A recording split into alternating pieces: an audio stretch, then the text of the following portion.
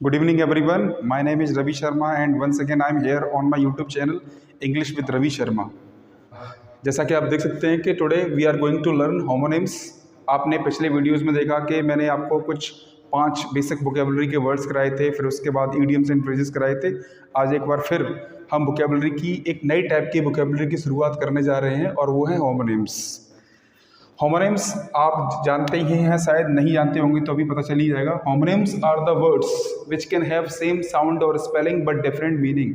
Homonyms वे शब्द होते हैं जिनके स्पेलिंग और साउंड सेम हो सकते हैं लेकिन उनके मीनिंग यानी हिंदी अर्थ अलग अलग होते हैं। आप जैसे देख सकते हैं, होमो का मतलब होता है सेम और निम्स का मतलब होता है नेम। तो ऐसे अंग्रेजी में कई शब्द हैं जिनके स्पेलिंग और साउंड सेम है लेकिन मीनिंग अलग अलग हैं। जैसा कि मैंने आपको बताया, homonyms are the words which can have same spellings और साउंड्स बट डिफरेंट मीनिंग्स। तो इस बेसिस पे हम होमोनिम्स को 2 भागों में बांट सकते हैं। एक है होमोग्राफ्स और दूसरा है होमोफोन्स।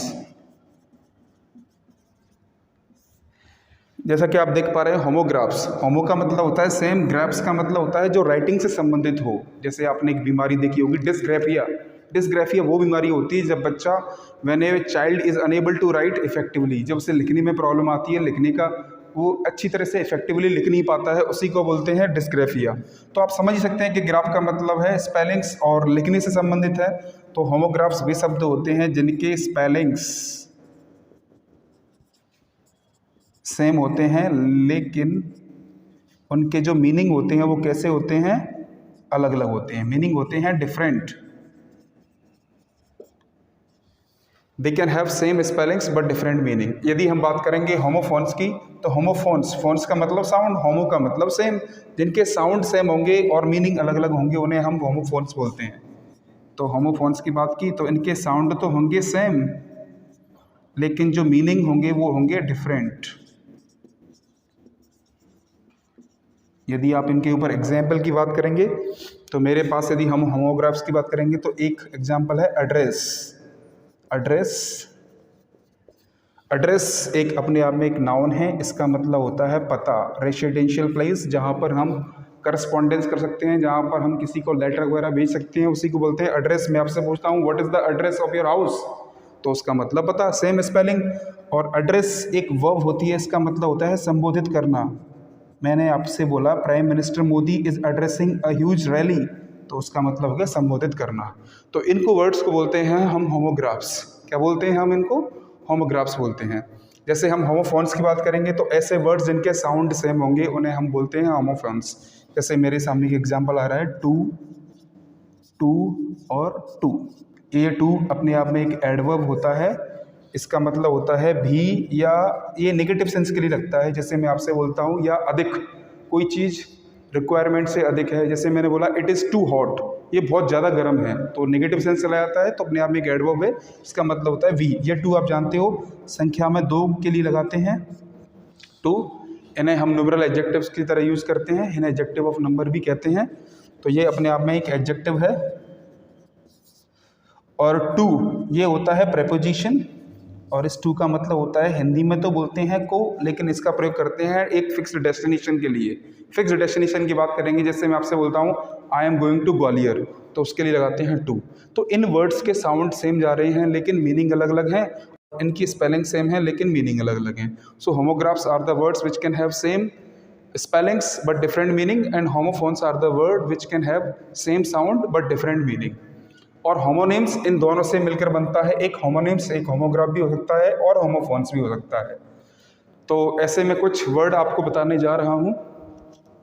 तो आप देख सकते हैं कि मैंने आपके सामने 5 होमोनिम्स लिखे हैं, जो 5 पेयर हैं होमोनिम्स के, जिन्हें हम आज डिस्कस करेंगे। तो पहला वर्ड है हमारे सामने एक्सेप्ट। एक्सेप्ट अपने आप में एक वर्ब है, इसका मतलब होता है स्वीकार करना। तो इसे आप अंग्रेजी में बोल सकते हो टू टेक इन। स्वीकार करना यानी to take in, to receive a thing. आपने फेसबुक पर देखा होगा, she has accepted your friend request.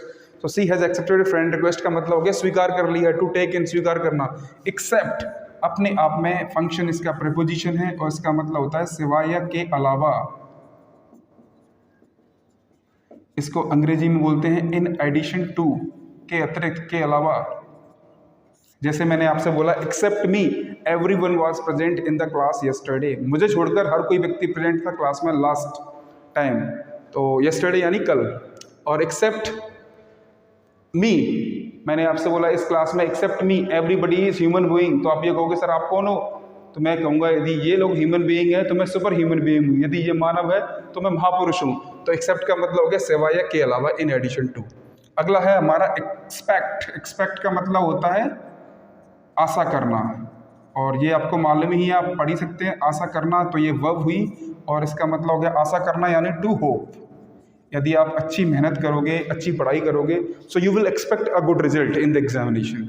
If you want to be successful in your life, और if you want to be successful in your examination, it's important that you have to work hard, और when you are working hard you will expect a good result.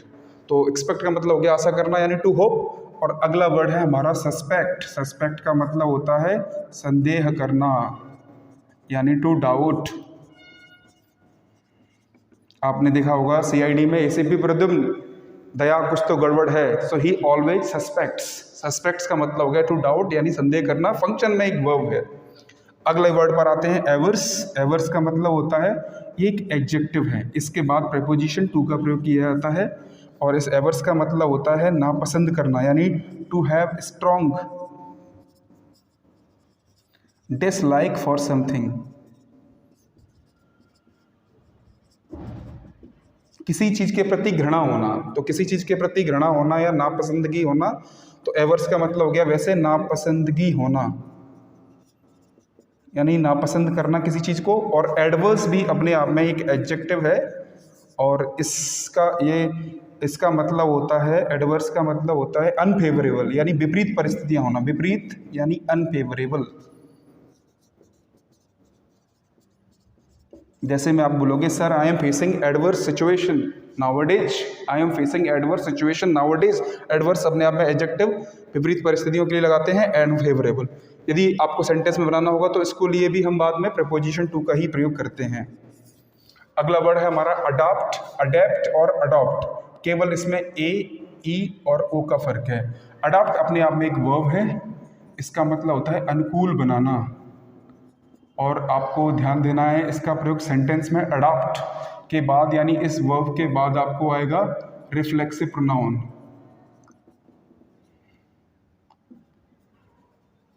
और preposition to का प्रयोग करते हैं। जैसे मैंने आपके सामने एग्जाम्पल दिया, she is adopting herself to the new environment. जब शादी होकर नई बहू आती है घर में तो वो भी तो अडॉप्ट करती है, तो आप बोल सकते हो कि the bride is adopting herself to the new environment.